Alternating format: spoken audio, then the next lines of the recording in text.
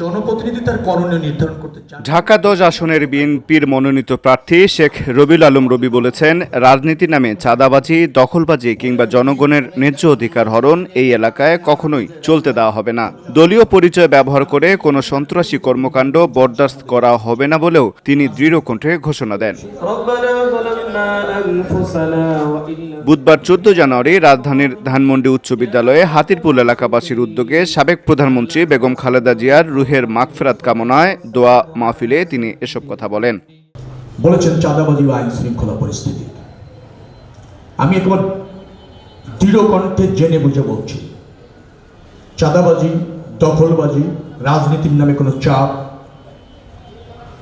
প্রভাব বিস্তার, আপনার ন্যায্য অধিকার হরণ বিএনপির নামে অথবা কোনো সন্ত্রাসী গোষ্ঠীর নামে এই এলাকায় চলবে না। রবিউল আলম বলেন, চাঁদাবাজকে দমন করার দায়িত্ব আমার, আপনারা শুধু আমাকে সুনির্দিষ্টভাবে জানাবেন, নিরাপত্তা ও ব্যবস্থা নেওয়ার দায়িত্ব আমি নেব। দলে থেকে দুর্বৃত্তায়ন, চাঁদাবাজি, জনগণের উপর চাপ, ইনকাম করবেন আপনি, সংসার চলবে তার হবে না। বিচ্ছিন্নভাবে না বলে সুনির্দিষ্টভাবে বলান, আপনার নিরাপত্তার দায়িত্ব আমার, আর চাঁদাবাজকে দমন করার দায়িত্ব আমার। নিজের দীর্ঘ রাজনৈতিক সংগ্রামের কথা তুলে ধরে শেখ রবিউল আলম রবি বলেন, 17 বছর ধরে আমি লড়াই করেছি, 193টি মামলা, 9 বার গ্রেপ্তার, 4.5 বছর কারাভোগ, 97 দিন রিমান্ড, সব সহ্য করেও গণতন্ত্র ও জনগণের ক্ষমতায়নের প্রশ্নে আপোস করিনি। আল্লাহ আমাকে অন্তত লড়াই করার সৌভাগ্য দিয়েছেন। 193টা মামলা ছিল আমার, আমি 9 বার গ্রেপ্তার হয়েছি, 4.5 বছর জেলে থেকেছি, 97 দিন রিমান্ডে থেকেছি, তারপর গুম থেকেছি 3 দিন, স্বীকার করে না কেউ। আমার ক্ষুদ্র সামর্থ্য নিয়ে চেষ্টা করেছি গণতন্ত্র, জনগণের ক্ষমতায়ন, একটা প্রতিযোগিতাপূর্ণ রাজনীতি, কার্যকর সংসদ, জবাবদিহিমূলক সরকার প্রতিষ্ঠার জন্য কাজ করতে। তিনি বলেন, আমি আপনাদের প্রতিবেশী, এই এলাকার জীবনযাত্রার মান, নাগরিক সুযোগ সুবিধা যেমন আপনাদেরও তেমনি আমারও। সমস্যা হলে আমিও ভোগ করি, সাফার করি, তাই সমস্যাগুলো আমার অজানা নয়। আমি আপনাদের প্রতিবেশী, আপনাদের সমস্যা সম্পর্কে আমি জ্ঞাত, কারণ এই এলাকার জীবনযাত্রার মান, নাগরিক সুবিধা আপনাদেরও যা আমারও তা। সুযোগ সুবিধা থাকলে আমিও ভোগ করি, অসুবিধা থাকলে আমিও সাফার করি, যার ফলে সমস্যাগুলি আমার বলার দরকার নেই, আমি চিহ্নিত। এলাকার আইন শৃঙ্খলা পরিস্থিতি প্রসঙ্গে তিনি বলেন, বিএনপির নামে কেউ যদি অবৈধ চাপ সৃষ্টি করে, চাঁদাবাজি করে বা মানুষের উপর জুলুম চালায়, তাহলে তার বিরুদ্ধে ব্যবস্থা নেওয়া হবে। সে যত বড় নেতাই হোক, ছাড় দেওয়া হবে না।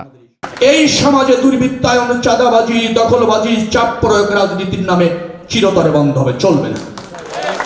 যদি আমি থাকি, ইনশাআল্লাহ, যদি আমি বেঁচে থাকি, আর যদি আমি প্রতিনিধিত্ব করার সুযোগ পাই, সে যেই হোক, যত বড় নেতা হোক, যত বড় ক্ষমতাবান হোক, যত বড় ভয়ঙ্কর হোক, দায়িত্ব আমার, শুধু অবগত করবেন।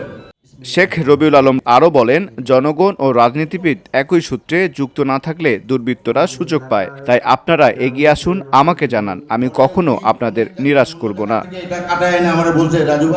এলাকার উন্নয়ন পরিকল্পনা সম্পর্কে তিনি বলেন, গ্যাস, পানি, বিদ্যুৎ, পরিচ্ছন্নতা, স্ট্রিট লাইট সহ মৌলিক সমস্যাগুলো চিহ্নিত করা হয়েছে এবং নির্বাচিত সরকার গঠিত হলে অগ্রাধিকার ভিত্তিতেই সমাধান করা হবে। এলাকার যে সমস্যাগুলি আছে, গ্যাস, পানি, বিদ্যুৎ, আমি জানি আছে। ক্লিনিং এর একটা সমস্যা আছে, স্ট্রিট লাইটগুলি কম, আর পারতপক্ষে এই মুহূর্তে সিটি কর্পোরেশনই নাই বললে চলে, নির্বাচিত মেয়র নাই, কোনো দায় নিতে চায় না। গ্যাসের ব্যাপারে সবাই আমরা সাপোর্ট করছি। আমরা একটি সম্প্রীতির সমাজ চাই, জবাবদিহিমূলক রাষ্ট্র চাই বলে জানান তিনি। বাড়িওয়ালা, ভাড়াটিয়া, ধনী গরিব এই ভেদাভেদ আমরা চাই না। শান্তি, নিরাপত্তা ও পারস্পরিক সম্মানই আমাদের রাজনীতির ভিত্তি। আমরা নাগরিক হিসাবে পরস্পরের প্রতি সম্মান, শ্রদ্ধাটা চাই। কে আগে এসে বাড়ি বানিয়েছেন, তার বাড়ি 4টা, তিনি খুব বেশি সালাম পাবেন, আর যিনি এখানে ভাড়া থাকেন তিনি সালাম একটু কম পান, এইটা চাই না। আগামী 12 তারিখে সবাইকে ঐক্যবদ্ধভাবে ভোট দেওয়ার আহ্বান জানিয়ে তিনি বলেন, এই ভোট শুধু ভোট নয়, এটা গণতন্ত্র প্রতিষ্ঠার সংগ্রাম। এবার একটু পাশে দাঁড়াবেন। এ সময় স্থানীয় বিএনপির বিভিন্ন পর্যায়ের নেতাকর্মী ও হাতিরপুর এলাকাবাসী উপস্থিত ছিলেন। আপনারা শুধু ভোট দিলে হবে না, সবাই ঐক্যবদ্ধভাবে 12 তারিখে ভোট দেবেন, পরিবারকে বলবেন, স্বজনকে বলবেন, প্রতিবেশীকে বলবেন, বিশেষভাবে আমার জন্য এবার একটু পাশে দাঁড়াবেন। VOD Bangla news desk.